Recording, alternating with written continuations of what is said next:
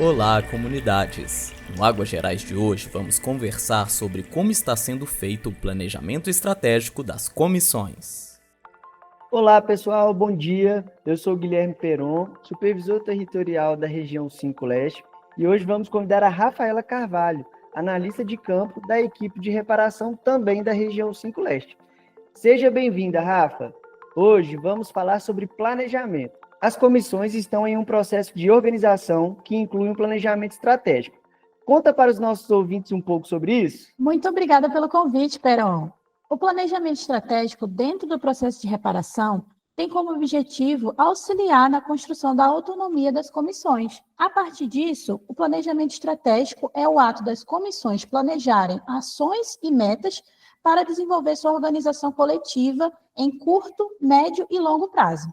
Também a gente sabe que hoje existe a assessoria técnica independente, né, a ATI, para ajudar na organização das comissões.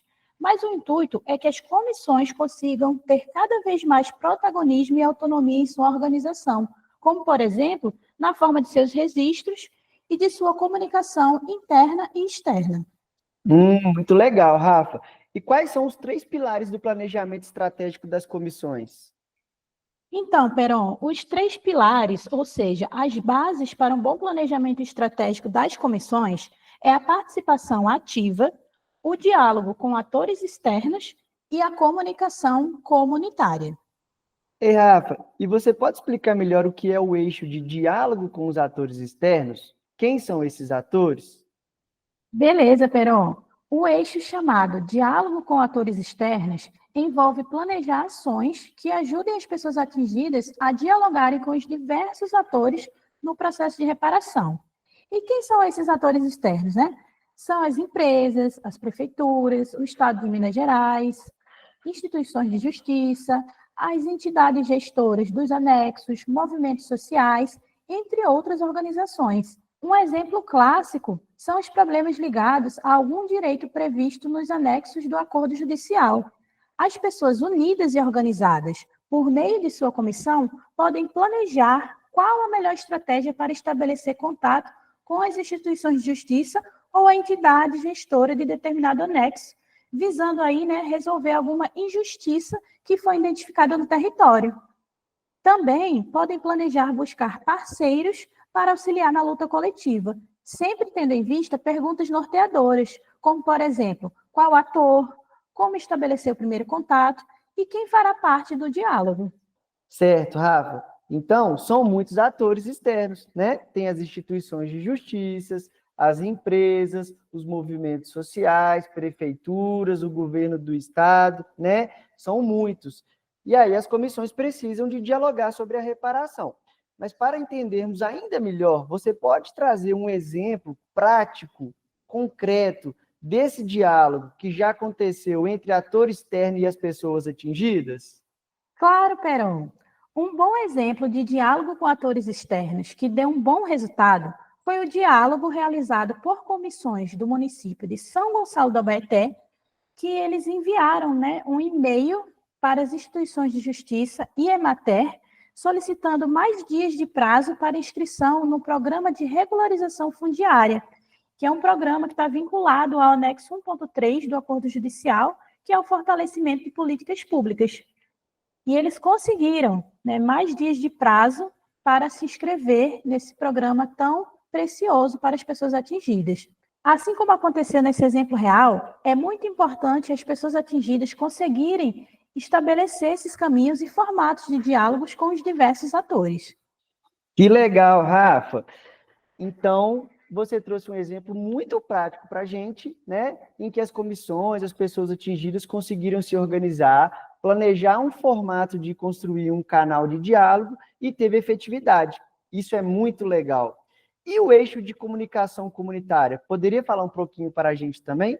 Vamos lá. Sabendo que a comissão representa uma ou mais comunidades, o eixo da comunicação comunitária é essencial, porque envolve a transparência das ações desenvolvidas pela comissão. Isso porque também é através desse eixo que será refletido e planejado como a comissão irá dialogar com a comunidade que representa. De que modo a comissão fará o repasse das reuniões? Será através de porta a porta, de reunião mensal, trimestral, utilizando as mídias sociais? Como será realizada a mobilização da comunidade? Tudo isso que eu falei envolve a comunicação comunitária. É uma via de mão dupla, sabe? Tanto a comissão recebe a informação ou demanda da comunidade, como também leva um retorno para a comunidade. Nossa, Rafa, então a comunicação comunitária é muito importante.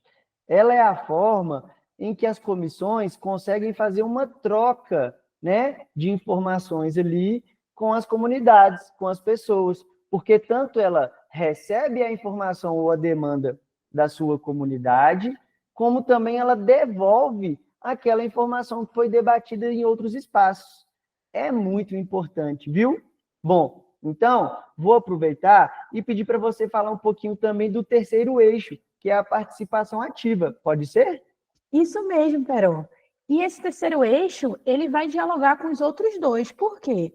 A participação ativa é o ato de pensar e planejar ações de como estimular a participação dos membros de comissão que representam a instância local dentro da instância regional, que envolve aí todas as comissões de determinada região, como a região 5, por exemplo. Na participação ativa, também é planejado como envolver e estimular a participação das comunidades dentro das comissões. Afinal, existem muitas formas de participar e todas elas têm sua importância, não é mesmo? Tá, mas e qual a diferença entre participação e participação ativa? Muito boa essa pergunta, hein, Peron? Participação é o ato do cidadão participar, ouvindo, refletindo e observando as inúmeras ações desenvolvidas no processo de reparação integral. Já o que chamamos de participação ativa, ela não se limita a ouvir e observar, mas também no envolvimento proativo, de forma engajada, contribuindo com ideias, opiniões, planejamentos, participação nos diversos espaços, organização da coletividade e outras ações na luta pela reparação integral. Mas é importante também destacar que os dois tipos de participação são relevantes e essenciais para a busca por direitos. Legal, Rafa. Entendendo melhor esses três eixos assim, qual que é a importância, então, desse planejamento estratégico para cada comissão? Então, Perón, o planejamento é algo muito importante, né? Porque, assim como no nosso dia a dia, a gente planeja e organiza o que faremos ao longo do dia, da semana, do mês ou até mesmo do ano, ou seja, em curto, médio e longo prazo, é importante que as comissões, que são formadas por um grupo de pessoas de uma ou mais comunidades, possam organizar suas ações. Também é necessário pontuar que quando as comissões se planejam de forma estratégica, isso vai auxiliar diretamente na luta pela efetivação dos direitos das pessoas atingidas em busca de uma reparação justa e integral. E como que esse planejamento estratégico está acontecendo, Rafa? O planejamento estratégico das comissões já começou a ser discutido de forma coletiva pelas comissões em suas reuniões, desde o terceiro encontro de comissões, realizado em agosto e setembro de 2024. Desde então, as comissões já planejaram ações com foco nos três pilares que abordamos, observando o curto e médio prazo de desenvolvimento.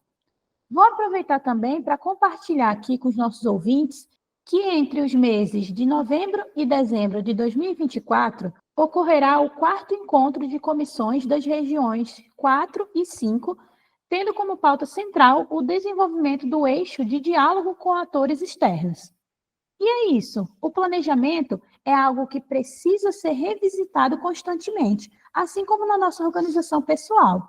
Por fim, o planejamento estratégico é um exercício regular das comissões com o objetivo de aprimorar suas estratégias de organização e resistência popular, para exercer o controle social e a governança das medidas de reparação. Que legal, Rafa. Então agradeço muito pelas explicações que você trouxe para a gente até aqui. Até mais, um abraço para você e um abraço para os nossos ouvintes. Tchau! Eu que agradeço, Peron. Foi muito bom falar um pouco sobre o planejamento estratégico das comissões.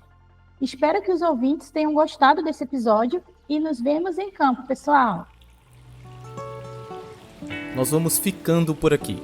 Se tiver alguma dúvida, você pode entrar em contato com a gente pelo número 31 97 10 25 001 ou visitando nosso site www.guaicuí.org.br. O Guaicuí segue lado a lado das pessoas atingidas na luta pela reparação.